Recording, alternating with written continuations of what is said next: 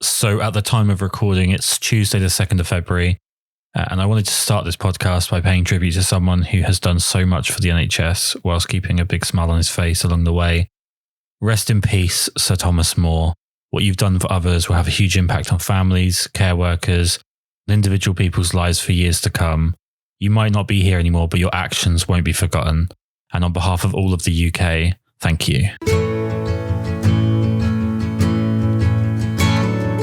If you're like me and have found this pandemic and its many lockdowns to be the perfect time to dive headfirst into film photography, or maybe you've been shooting film since before it was cool, back when freedom was legal, you've probably explored the multitude of ways to convert your analog shots to digital.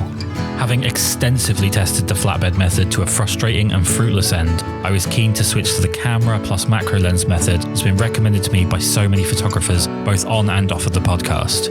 After scouring the market, I discovered a fantastic multi-format, high-quality, cost-effective solution for securing my film and diffusing the light underneath it, allowing me to photograph it effectively. Its frame, range of interchangeable gates, and light diffuser make it possible to digitally photograph your film quickly and, most importantly to me, to a high standard. It allows you to scan 35mm, 120 and even 4x5. Visit pixel-later.com, that's pixl-latr.com to find out more and get your own. Also check them out on Instagram, tell them that I sent you, and a massive thanks to Pixelator for supporting the podcast.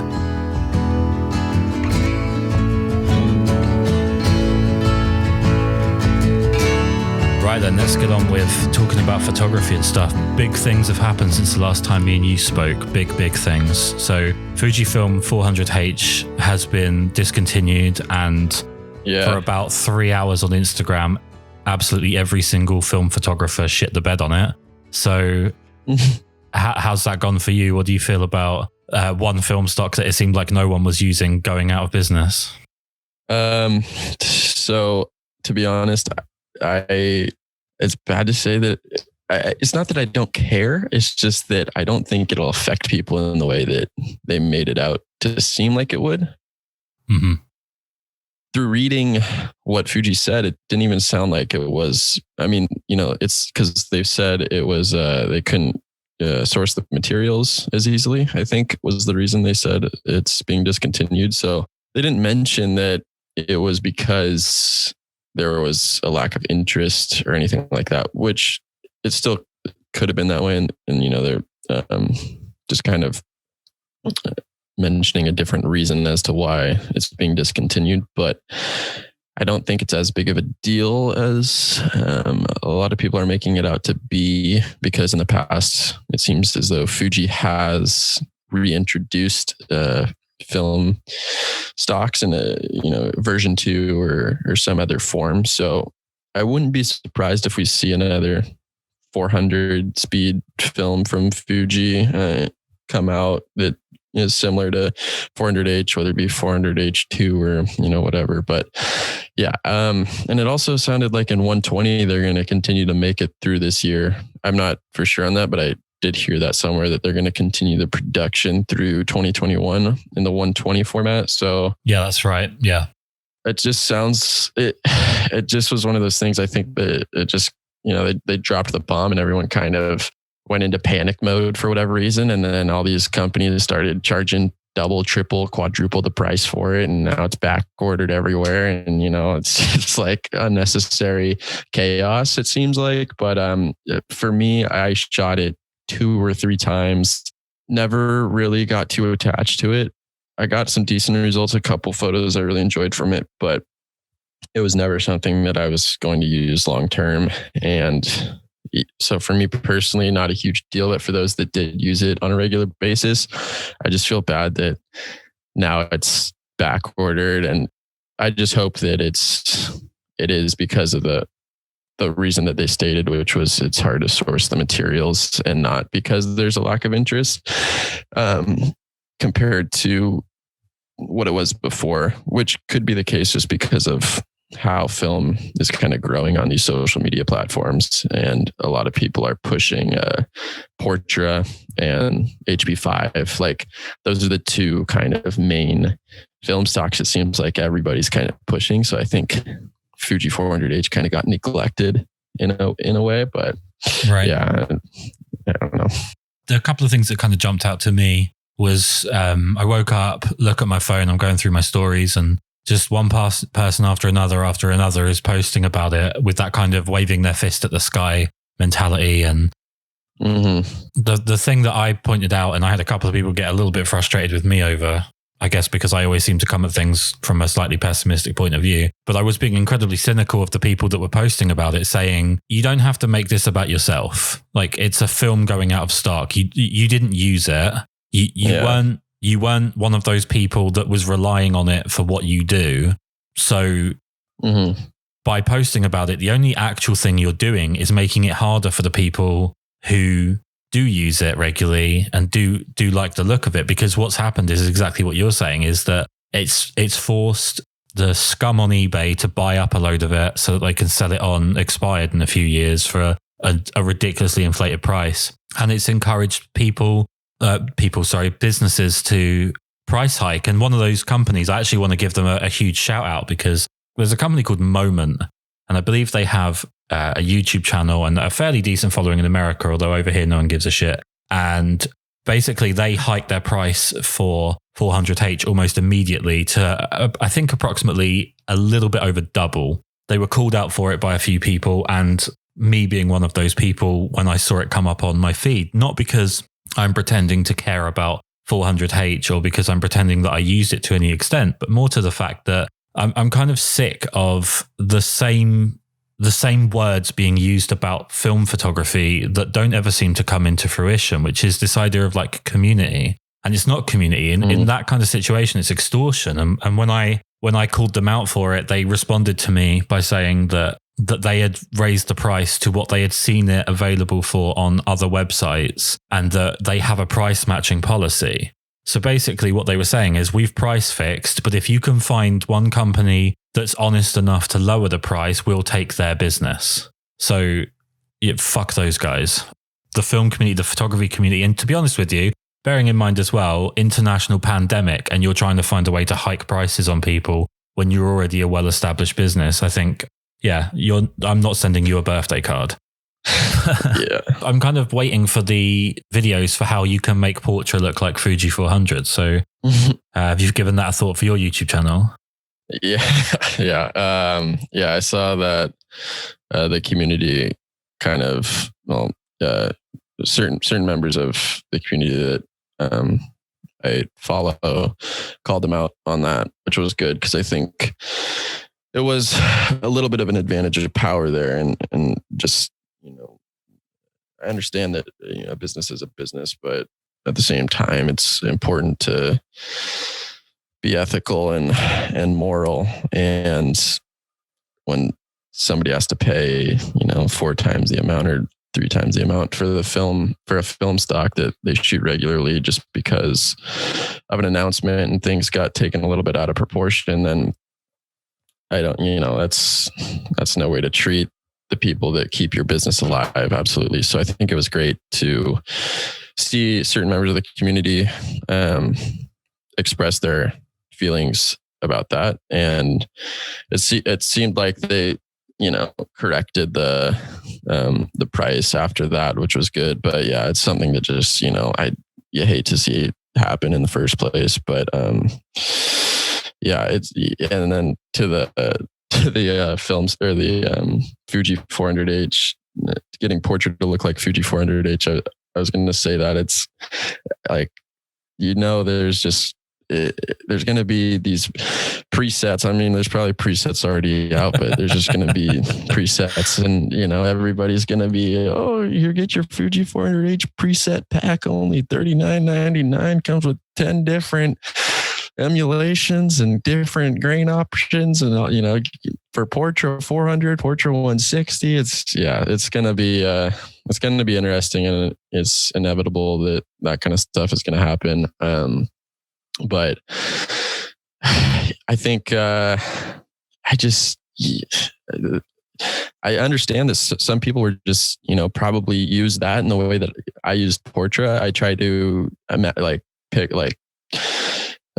picture this whole scenario flipped and having, Portra 400 going out. Then I could actually see myself being a little bit uneasy. Obviously, it's not the world turned upside down on me, but it's definitely like, oh, that is what I shoot 90% of my images on. It's going to be interesting trying to find a different film stock that I feel as comfortable with, because I probably wouldn't have switched over to Fuji 400H. I probably would have started shooting like Portrait 160 or Portrait 800, and Portrait 800 is quite expensive. So yeah, for those people that Fuji 400H was their absolute go-to, I do feel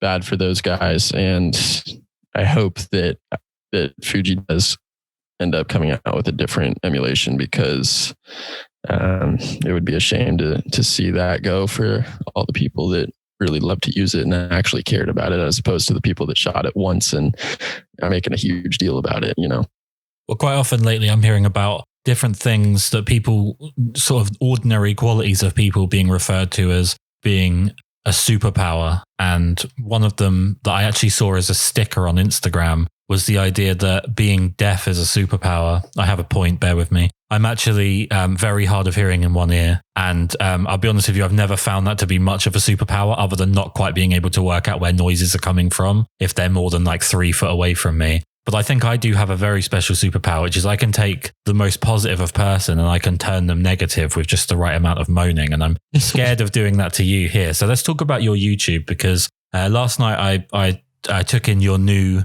video, about half an hour long, really great production, really, really nicely put together. It just felt like I was watching a TV production. It was just fantastic. Before we get to that, let's just talk about the hair. What's going on with the hair? What happened? I had always wanted to grow my hair out ever since I was midway through high school. And, I just for my own curiosity, just to see what I kind of would look like, because my hair, it's very straight and thin. So it just kind of is like, when it grows out, it just goes straight down. There's no waves to it or anything. I was just curious to see what it would look like. And then I always wanted to fulfill my fantasy of having a man bun for just a little bit. So I ended up growing it out for,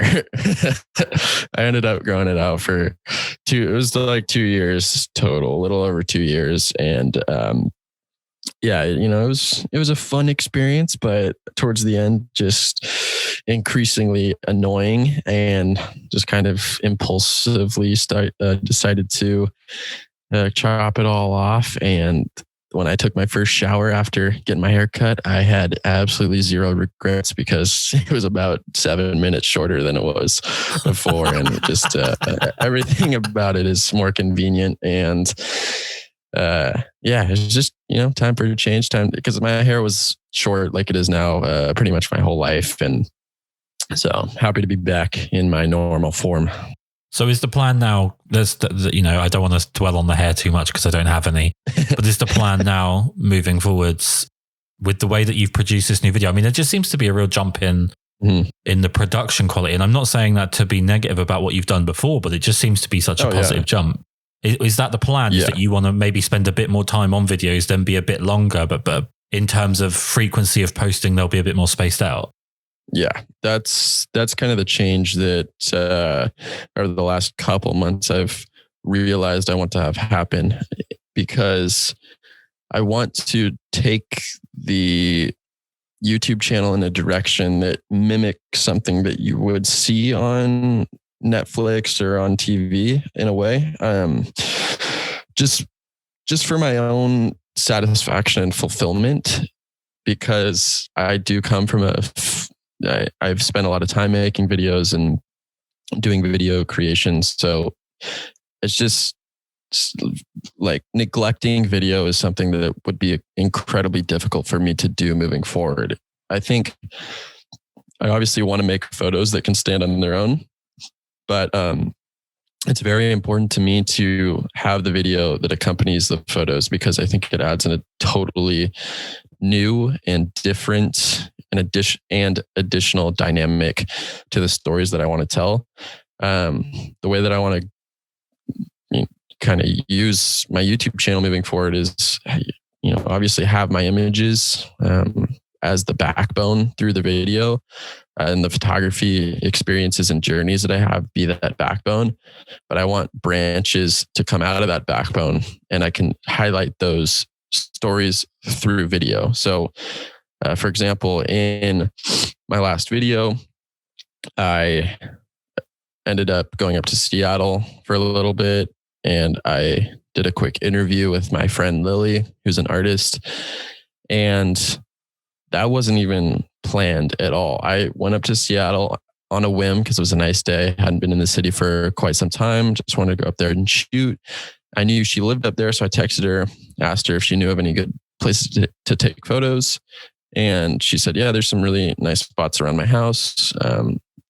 If you want to come by, we can do a walk through the neighborhood. I can show you some really cool places to take photos. Hadn't seen her in like 2 years. I was like, oh, great. It's be an awesome opportunity to catch up, go take some pictures. And then on my drive to her house, I got the idea, hey, it'd be cool to ask her a few questions about what she's been doing with music during the pandemic, how this whole experience has influenced the way that she makes her music. And that all came about in like the 10-minute drive to her house. And then when I got there, I was like, hey, this is totally unexpected. No worries if you don't want to do it, but would you be down to just answer a couple of questions really quick? I can film it, and I'd love to give a little piece of your story and put it in the video that I'm making. She, oh yeah, absolutely. So yeah, I just sat down, asked her a few questions, took a couple of portraits of her, which all that was not planned and completely unexpected, came about, like I said, in the 10-minute drive that I went over to her house. And those are the kind of experiences that I want to highlight through video. Moving forward, I want, my photography journeys to be that backbone. Let's say I'm going up into the mountains, I'm going up to Snoqualmie Pass to take pictures, but I want any side stories to be highlighted through video. And that's the direction that I want to go moving forward. And that kind of just happens to take the form of these longer videos, these more TV style episodes, just because I want them to be layered. I want them to have multiple parts. I want them to be engaging, although they are long.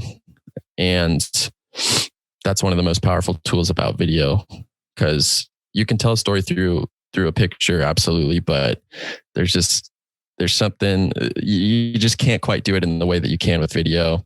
And I've really recognized that over the past couple of months. So it's something that I want to make sure I emphasize as I move forward this year.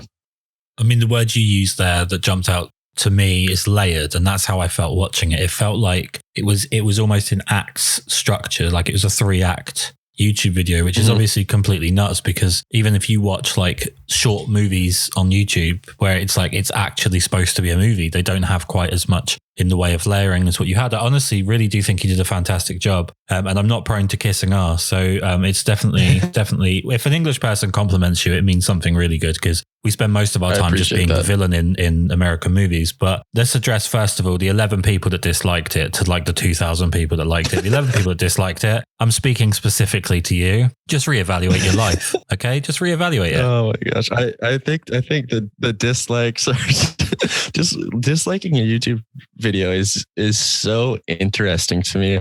Like the fact, like you brought it up, and I completely forgot that people actually do that. It's like, I understand if somebody's making a video and it's just, super clickbaity, the, content is nothing what it said it was going to be, or it's just a negative video. But for all these people that are putting in a lot of effort and making quality videos that they're proud of and having a good time doing it, I really can't come to grips with the fact that some people feel obliged to hop on there and drop a dislike. It's if anything, absolutely humorous. So Gotta appreciate those people every once in a while.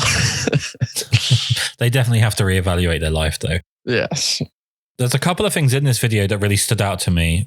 If you don't mind me picking on the first one, you said about feeling insignificant in nature, and that you like that feeling, go back to nature because it makes you feel, I think you said insignificant or less significant. I actually, generally speaking, for the last 5 years, I've traveled to New York in January every single year for the last 5 years, this year being the first I haven't been able to. The reason I go to New York specifically, I'm a terrible street photographer, awful street photographer, but I really enjoy doing it. And I go on my own, and I essentially just spend 4 or 5 days wandering around with a camera, and watching sports in the evening. I'll go and catch a Nets game, or I'll go and watch the Islanders or whatever. Nice. Yeah, it's just, Christ, am I missing it this year? And I go to New York because it makes me feel insignificant. Like, New York feels like one of those places where if you just drop dead in the middle of the street, most people wouldn't even notice. Like, they're just so focused on what they're doing. No one pays attention to what's around them. And I always feel like big cities make me feel insignificant. And I found it really interesting. It actually really jumped out at me when you said that nature makes you feel insignificant. So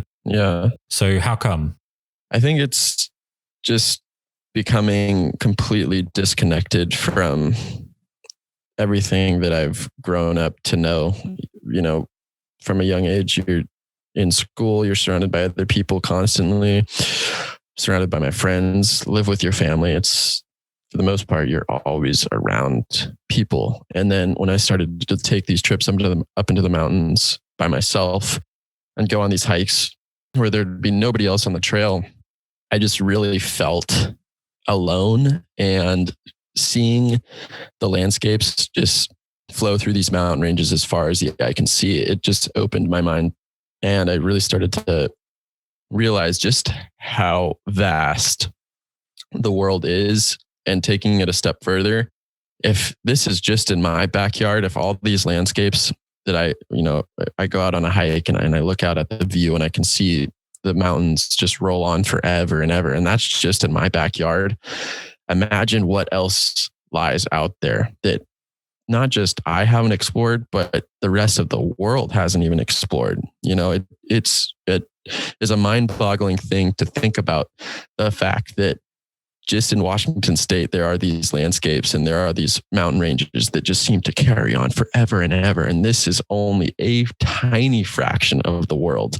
Once I put that into perspective, I was just completely mind blown and really realized how completely insignificant my existence is in relation to the rest of the world. And that is also a driving factor in what motivates me to travel and explore different cultures of the world, because just seeing the diversity and vastness of where I live in Washington state is pretty incredible. And then to think that there are completely different cultures that I will never be able to fully understand living out in, you know, the deserts of Africa or these places in Asia. You know, it piques my curiosity. It gets me excited to go out and hopefully one day explore and document those cultures, just for nothing else.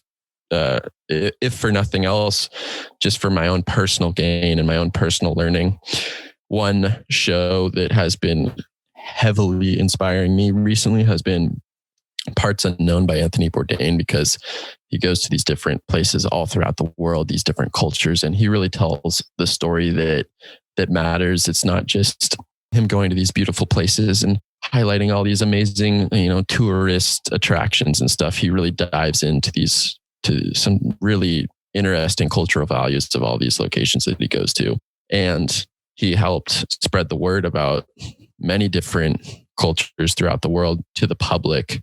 His show was very popular over the last decade. And I think in history classes in high school, they should just show his TV show instead of actually teaching material, because it'd be a lot more valuable. But yeah, that's kind of why I think nature and being up in the mountains really makes me feel insignificant, is just because it ended up putting everything into perspective for me and really hammered down the fact that I am a minuscule fraction of what makes up this world and all the cultures within it. Well, it's interesting because when you say you feel insignificant in nature, genuinely, I'm not being contradictory for the sake of being a dickhead here. Mm-hmm. My personal way of feeling, and I think it probably does entirely come from the fact that I live on a tiny little plank of wood floating in the ocean that doesn't have any space left, basically, because everyone's all hunkered onto it. But I genuinely feel like when I'm out in nature in America, I do try, and obviously you guys have some decent nature, as you've alluded to. Mm. I do find that I kind of get saddened when I see humans in nature, because I kind of and I'm not going to get all Leonardo DiCaprio and get in my private jet and then tell people how they should go about driving to work. But yeah, I just feel like anytime you see a human in a space where they're not yet common, I start to think, could you just like fuck off away from this bit? Could this bit just be without us? Because it feels like it's the worst thing, because it's like being the virus and not liking the virus all at the same time, because humans have such a propensity to just ruin places that they go to. And I'm not saying you, because you definitely come across as someone that leave only footprints, take only pictures kind of guy. But there was I think it was about 3 or 4 years ago, there was a new body of water found somewhere in like Utah or Nevada. And within a couple of weeks of it being posted on Instagram, someone had found this amazing little like hidden landscape spot. It was just completely trashed. They'd destroyed the water there. There was just litter everywhere. Yeah. And that's how I always feel about nature, is I always feel like the wolf walking into the sheep's pen whenever I find somewhere that's lacking in humans. Do you ever feel like that? So does it ever frustrate you if you're ever somewhere and there's like several photographers? It doesn't frustrate me if I go out into a spot and there's other people enjoying it, because I'm out there enjoying it. That means other people should be able to as well. And there's a way to go out and enjoy it without, like you said, being disrespectful or damaging to the environment. And there's a lot of ways that I won't get into right now is how to do that. Just making sure you're staying on the trails, leaving no trace, picking up your garbage. Just, treating the environment in a polite and respectful way. But I got to remember that if I'm able to go out to these places and enjoy them, then other people absolutely should be able to as well. And it just also makes those times where you are alone out there that much more special. I went out on a hike late fall of 2020, and there was maybe 2 other people on the trail that I just briefly saw. For the most part, I had this alpine lake all to myself. And since that does happen quite rarely, it just makes it that much more special. It's kind of like the analogy, if you went to Disneyland every day, it wouldn't have that same magical feel that it does when you go. Right. It's something that I've learned to appreciate, and then also understand that I go out on these hikes. I go out and take these landscapes because it is a form of therapy for me. It's something that I really do enjoy. And there's other people out there that probably have that same intention with it. Now, there are plenty of people that see a post on Instagram and then they run out there, and pack up a load of food and leave a bunch of garbage in the trailhead parking lot. And, those people probably don't belong out there, or they need to learn some form of respect and need to learn the rules. Well, that's the 11 people that disliked your video, I think. Yeah, that's exactly it. But yeah, it is an interesting and delicate balance for sure. I think the people that are, like where I live, the Washington Trails Association, and the national parks, the people that work for the national parks and stuff, they do a fantastic job of maintaining the trails, enforcing the rules, making sure people are understanding of the environment.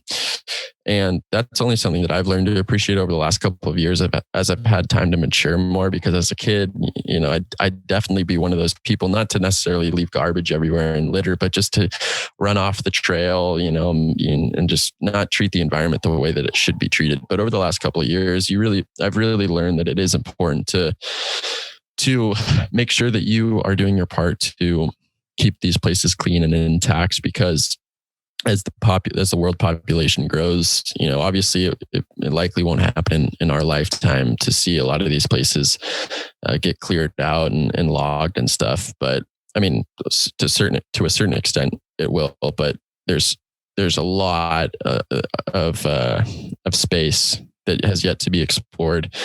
But at some point, these people are going to come in and find ways to make a business out of it and clear these beautiful locations, which is really a shame. And So I just want to make sure that I take full advantage and appreciate it and enjoy it while I can, and encourage others to do the same. But I just hope that these people that go out and enjoy these spots understand how delicate it is and how beautiful it is, and treat it the way that it should be treated, because like if you spend a day in the city and then you go out to these places and go out into the mountains, it's such a nice form of relaxation and breath of fresh air. And it's something that I want everyone to be able to experience. But I just hope that they treat it in a loving and caring way, because it's just that special to me. And I think the more people that go out there will realize how special it can be for them as well. Well, in this video, you did mention about, I think it's basically saying 2021 is about you focusing on photography. Yeah. And I guess short question would be, what was your focus on before, and why was that an issue? I focused before, I think the past year, I just think I was really caught up in the whole kind of idea of what a film photography YouTube channel, film photography person's Instagram should look like. I felt like kind of boxed in a way, just because of what everyone else was making. I felt like, oh, this is kind of the formula for making a film photography video, or taking a film photography image. And then like last couple of months, I realized that I can take it in a different way. I can do what I want to do with it. And that just kind of got me excited to really focus on making these videos in correlation, or along with the photos that I take. So yeah, I'm just excited for this year to be solely kind of focused on doing what I want to do with photography, taking it in the direction that I want to take it, and not disconnecting from the rest of the film photography community. I still obviously want to be in touch with everybody else. I want to do another community gallery, but I want the actual images and the actual videos to kind of stand alone and be this really interesting and intricate way of telling the stories and sharing the experiences that I have over the next year.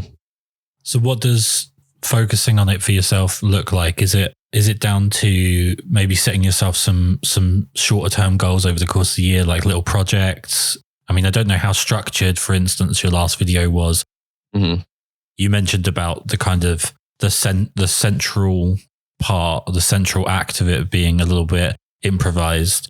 But is it the case that you're going to... I mean, one thing that's kind of interesting with that is I feel like a lot of YouTube film photography stuff is videos that are the most important part, and photos are taken for the sake of having something in the video. And that's... I don't know if that's... Obviously, it's none of my fucking business, but I don't know if that's the best motivation, because it makes the photos secondary in a subject that's entirely about photos. So is it the case that you're going to set yourself like photo goals and use the video to frame that, as opposed to what I do sort of tend to see from a lot of other people?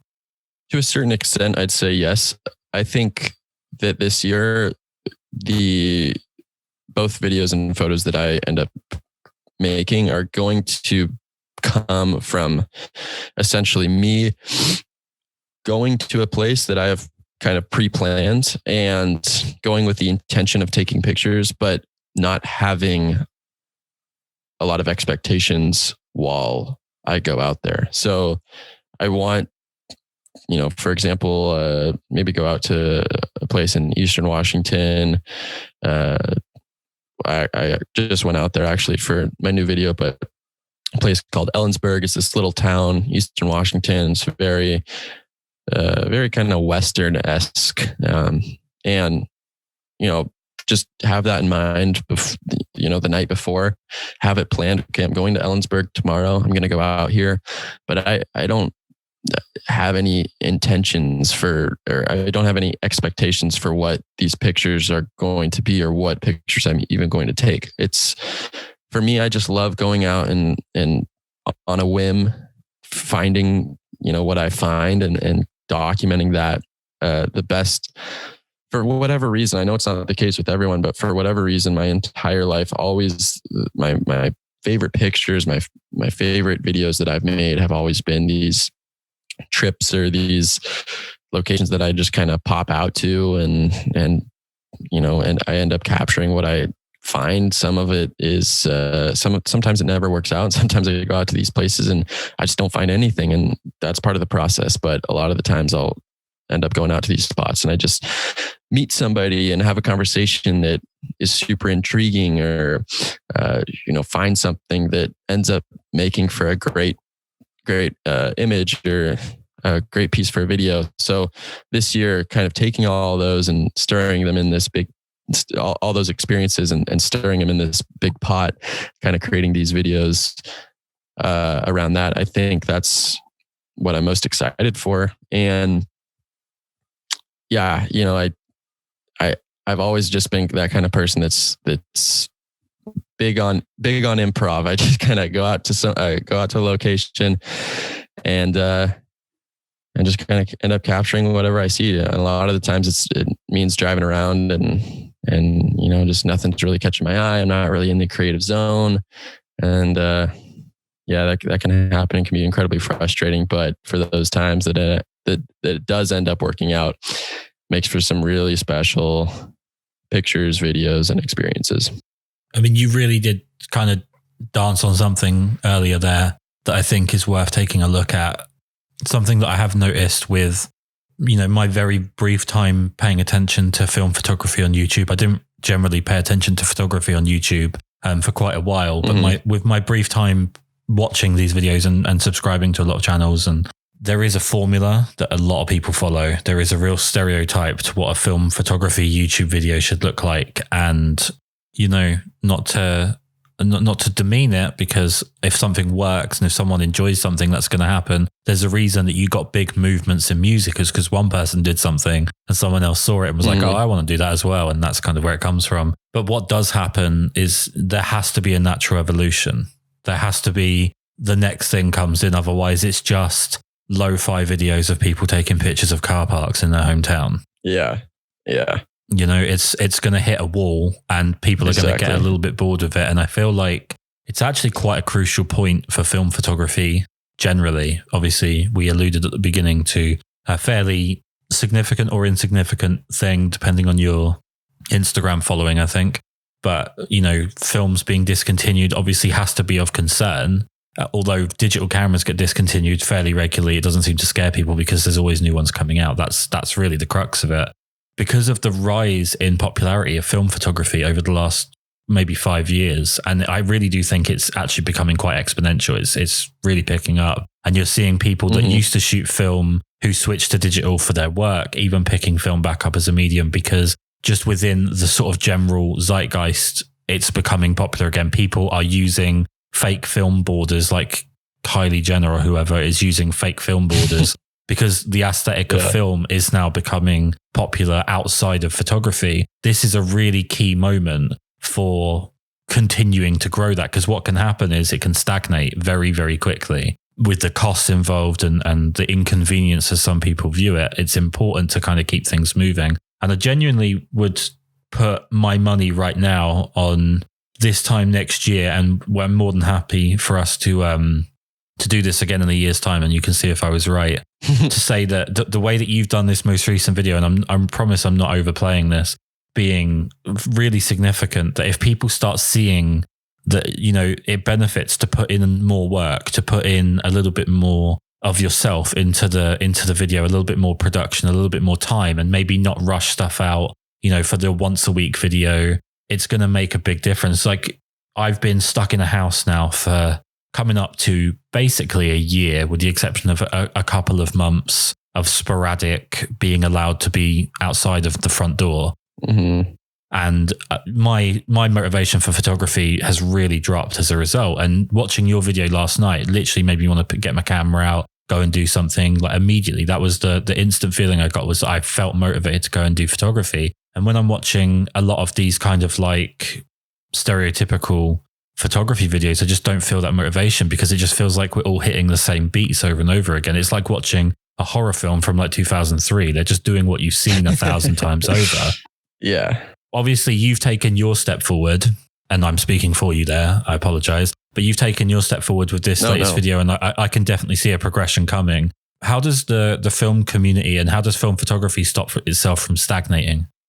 I think it's really important to change lanes in whatever style of photography that you're in. It can be as minuscule as that, just trying to change lanes. If you're solely focused on landscape photography, try to go out into the city for a day with a smaller camera, take some street pictures, if you want to call it that, and just walk around for a few hours, see what kind of pictures you grab.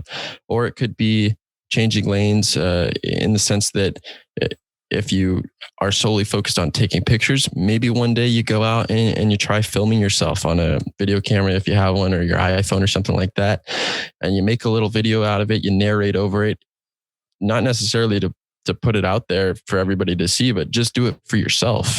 And I think,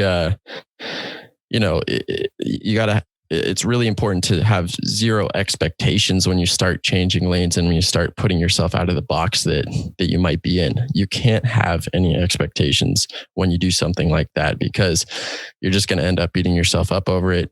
You're going to get discouraged because it's not going to live up to the hype or the bar that you have set for it. I still struggle with this on a regular basis. Whenever I'm making a new video, I always feel like I have to one up myself from the previous video, and it's not necessarily about doing that. It's more so about just how can I differentiate it from the previous video? How can I make it slightly different? How can I tell a different story? How can I divert it in any way? I don't have to, bring up the production value on every single video. I don't have to push things to the next level on every single video. I just don't want every video that I make to be the same. Structurally, it could have the same structure, but I want the stories to be different. I want to, talk to different people from different walks of life. There's all these small ways that can end up drastically changing the storyline of a video or a photo. And that's something that I'm going to focus on moving forward, and especially with these longer formed videos that I'm making, talking to different people and just having different experiences than what I'm used to. But as far as for everybody else, I think it is just important to try to figure out a way to kind of break that repetitive nature that they might be in, and if taking pictures kind of has this same kind of repetitive activity attached to it. If every picture you take is you walking out of your house and walking down the same street every day, looking at the same kind of thing, it can be tough to kind of break out of that shell, but it's absolutely essential that you do so if you don't want to become stagnated in whatever form of photography or videography that you find yourself in. Like I said, there's really small ways that you can do that, and there's bigger ways that you can do that as well. It's going to be different for everybody. Well, if I can just jump in there though, like there's a couple of big things I feel like people need to be aware of. Yeah. For, it's one of those things where like, there's an expression I think Sue Bryce used about pricing years ago, which was like, if you bring the water up for one boat, it brings it up for everybody. So you have to think about community when it comes to pricing and things like that. And I think that when it comes to photography, when it comes to what's on YouTube, there has to be some thought in the same sense. There's an awful lot of attention afforded to very, very few people. Yeah, and definitely. In no way am I saying that they're not deserving of attention, or in no way am I saying that, there's an issue with that in general. But I think the problem is that when you have a system like what YouTube has and what Instagram has, where the algorithm constantly churns out the same 5 or 6 people, I can't watch a video about photography on YouTube without that one person I can think of off the top of my head in particular, who I've never subscribed to, I don't subscribe to, I don't watch their videos. It's not for me. But every single time I watch a video on YouTube about photography, this person is my next suggestion every single time. And then my algorithm goes nuts that I should be following them and so on. I think Instagram does the same thing. And one thing that could be done about that really, and this might seem like I'm being a little bit petty, but I genuinely mean this for the greater good, is that maybe people stop helping that algorithm out so much, in the sense that watch whatever you want to watch. There's nothing wrong with that at all. I would never expect anyone to not watch what they want to watch. And those popular people are popular for a reason, but they don't need, they don't necessarily need constant shout outs from people who are trying to get their attention in the hope that they'll get a little bit of attention back. I do feel like there's a few people that sit in their houses and definitely think that they'd get asked for their autograph if they walked out their front door because of the number of views they get on a video or whatever. When in actual fact, it's a very small percentage of a very small market. I'd like to see sort of more work from people within helping the algorithm by lifting up smaller creators, so to speak, and smaller people, not non-deserving ones, because people that aren't really putting much into it or don't have much to say, there's a reason that they're not being paid attention to. But there sure is about 5 or 6 people, it feels like, in photography in general, but in film photography, that they're always just referencing each other, and it's just a constant spiral. And if you've only got those few people to pick from, and those few people are all doing what each other is doing, like Pete McKinnon, outside of film photography, Pete McKinnon went through that phase where, if he took a shit in tinfoil and put 2 fishing hooks through it, people would call it the best necklace that had ever been created. And the problem is it stagnates, and then everybody who is trying to get attention, because the algorithm is forcing it so much, everyone does what he does, and then it almost becomes a little bit of a meme of itself. And I think one thing that we could really do in photography is trying to find hidden gems, as opposed to constantly saying, oh, by the way, Shawshank Redemption's a really good film. Like, it doesn't need to be said anymore. It's that's what I think is missing a little bit. Right. Yeah, I completely agree with that. And it's 100% apparent that is the way that it works. There's like a handful of people that just get recycled through each other and lift each other up.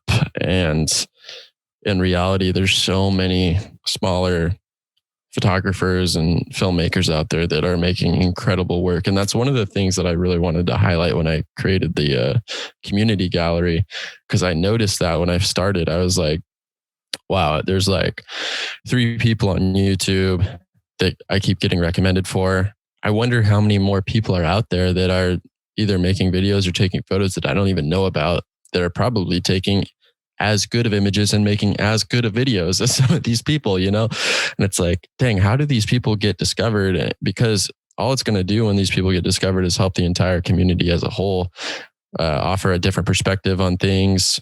Every new person that you get introduced to that has a story to tell and has a perspective on photography and life in general just opens your mind more and helps you learn more about what you're doing and the art that you're making and your walk through life. So yeah, I wish I had an answer as to how we can kind of break that algorithm and try to highlight some of these smaller creators and get more people involved in the community. As far as what everybody can just do on their own is, putting people out there on their Instagram, I suppose, and sharing work that inspires you or motivates you or strikes you in any way.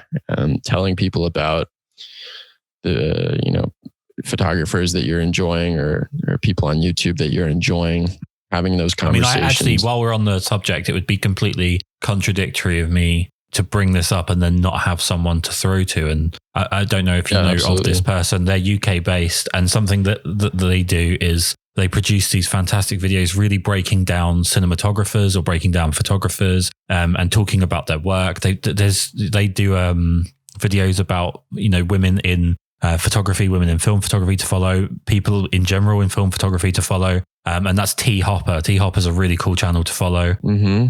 And I feel like sometimes you know, when someone's putting out that interesting and as thorough a content as they are, when you've got other people that are doing, you know, I'm going to go and take a picture of a car park space that I've already photographed like 600 times on this channel, but this time it's going to be slightly snowy or it's going to be slightly sunny. It's nice to see someone doing something really thorough, and especially when it's in reference to other art, because I don't think a lot of attention is given to art in general. I think people focus very much on, you know, the camera, the gear, the film, whatever, and there's a lot of great art out there. Yeah. We need to talk about something that's become very apparent to me about you, which is that I think, and I want to encourage this, I'm pushing this actively. There seems to be like almost a Brae memes thing going on where people are sort of picking up on little things about you and they're turning into their own memes. And I want to encourage this greatly. So I know that the big first one is to do with mirror lockup. So let's talk about mirror lockup. Where did that come from? Ever since I got the Pentax 6.7, I got the second version. So it's the Pentax 6x7 MLU, and it has and I believe the Pentax 6.7 too has the same body. But yeah, it's got that mirror lockup switch right next to the right hand grip that I put on it. So ever since I got that camera and started making the videos, every time I'd go out and shoot, at least one time per video, I think I'd pretty much accidentally hit the mirror lockup switch because, just of the way that I handled the camera. And then in the video, I'd always go, oh, mirror lockup switch again, shooting blind. And the first couple that I took ended up actually being pretty good. So then the meme became, oh, whenever you accidentally mirrors up, it's going to be the best picture out of the roll. It's going to be the best picture in the video when he can't see what he's actually shooting, which I made the joke earlier on is a very, I don't know if that's a good or bad thing, but yeah, that's definitely the big one that comes up, and it still happens to this day. And I don't even, people are like, oh, put the tape over the switch. That helped me. And it's like, at this point, I don't even want to, because it's part of who I am. It's just a part of me. Like, it's part of the videos. It's a part of me. I'm not gonna take away fate and destiny anymore by putting a piece of tape over it. So I'm just gonna let it roll, and yeah, we'll see what happens. It's kind of like playing Russian roulette with one picture out of my roll every time I shoot. So it's pretty fun. Well, I think it's something we need to encourage. I think that, the internet needs to do what it does, and it needs to find some more memes. I like the idea. I almost sent you a picture of, there's a hide that you can get, like as in you hide in it to take pictures of animals. And there's a really terrible one, which is a swan, but it doesn't look anything like a swan, and it would scare the shit out of any bird that ever saw it. And when you were looking for a waterproof solution for your 6.7 and your Bronica, I was going to send you that, but I was like, I don't know. I don't feel like I know you well enough, and I always feel like I come across horrible in messages. So I don't want to seem like I was mocking or anything like that. But yeah, the internet needs to do what it does. We need more Brae memes. Yeah. I love the memes, man. They're fantastic. What's happening with the next video then? I know you obviously don't want to give too much away, but how long have we all got to wait for the next one to come? So right now, the schedule that's kind of taking place is like, it's a video and then 2 weeks off and then another video. So every third week. So that is not this Sunday, but the following Sunday. And that's going to increase once the weather starts cooperating here more in Washington. It's part of the reason why I was looking for the rain gear, is because I'm sick of just not going out and shooting. I don't even care at this point. Just give me a plastic bag over my camera and I'm going to start going out and taking pictures, because I want to get out and shoot more, but the weather's very groggy here. So once the weather starts cooperating more, get some more sunny days, I plan, and that's, as I said earlier, focusing a lot on my photography this year, putting everything I have into it. That means I'm going to be trying to go out and shoot, at least 5 days a week, which means that these videos are going to be coming out more often. And the way that I kind of want to structure it is almost do like a seasonal kind of thing. So I go out and I film, and I bank 8 episodes, and I schedule those for every week. And while those are releasing, I'm going out and filming the second season. So it might be like 8 videos in a row, and then like 2 or 3 week break. And then the second season kind of airs. And I want them to kind of take have this structure of the last two videos, these longer form videos, talk to people that I meet along the way, along the journeys that I have. So that's kind of the structure. And then as far as the next video goes, right now it's the previous two have been, once I shoot 5 or 6 rolls, kind of is the average, then I'm able to piece what I want the video to be. I'm able to piece that up after I shoot, seems to be about 5 or 6 rolls. So I've only shot 1 roll so far, or 2 rolls so far, but same location, a lot of the same images on that one.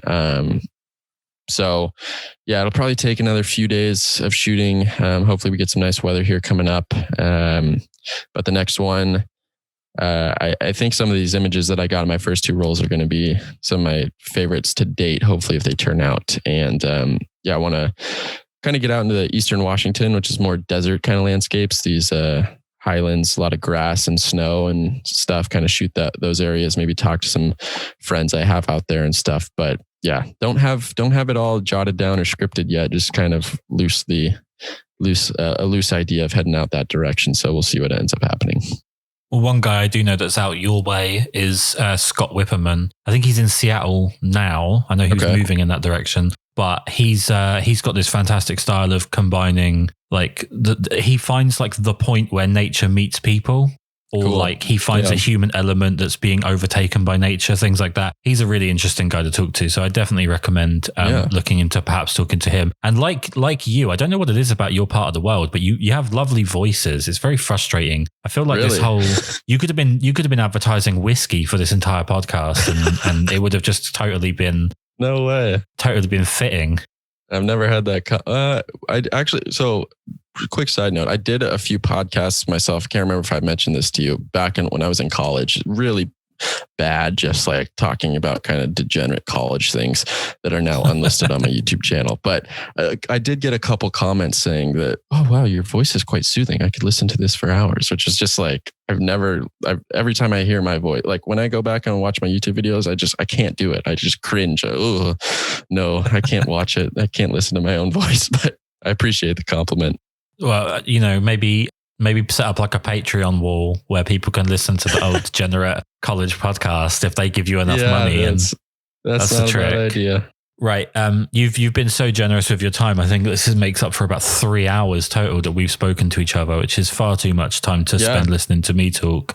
Oh no! Let's make sure that we send more people over to your YouTube channel and everywhere else. And anyone that's listening to this that does happen to go and watch the latest video on your channel needs to immediately add a like and then pay attention to the people that have disliked and just pity them for who they are. So yeah, where's the best place for people to go and find all your stuff? Appreciate that, man. Yeah, so Instagram is my full name, Brae Hunziker, and then same on the YouTube channel. My YouTube, Brae Hunziker. If you type that into YouTube, it should pop up. But as a kind of theme for this podcast, I'd encourage you to go and check out some people that you haven't been following yet. Maybe check out some new photographers' work, new YouTubers' work. Just kind of browse around, maybe take 30 minutes and an hour out of your day or week and try to find some new people that pique your curiosity, because I'd love for more people to get some light shined on them that have the talent that a lot of these people that are more well-known have. And it'd just be awesome to lift each other up and kind of support the community in that sense. So I'd encourage everybody to do that. And I'm going to try to do my part and do some more community galleries as well and highlight some of these incredible photographers and filmmakers for sure. But yeah, man, appreciate you having me on, and I love chatting about this stuff. Need to do it more often. It's definitely healthy. Well, a good podcast at that point would see that as a lovely sentiment on which to end and would let things go. I'm not that guy. I have to ask, because I don't think I brought this up last time. And if I did, I've apparently suffered some kind of amnesia. Let's talk about your last name really quickly. Oh, yeah. Because I think like most people would be scared to try and pronounce it. Yeah. Where's it from? It's Swiss. My first name is Scottish. It means hill, like a slope, just a hill. Pretty boring. That's Scottish. And my last name is Hunziker.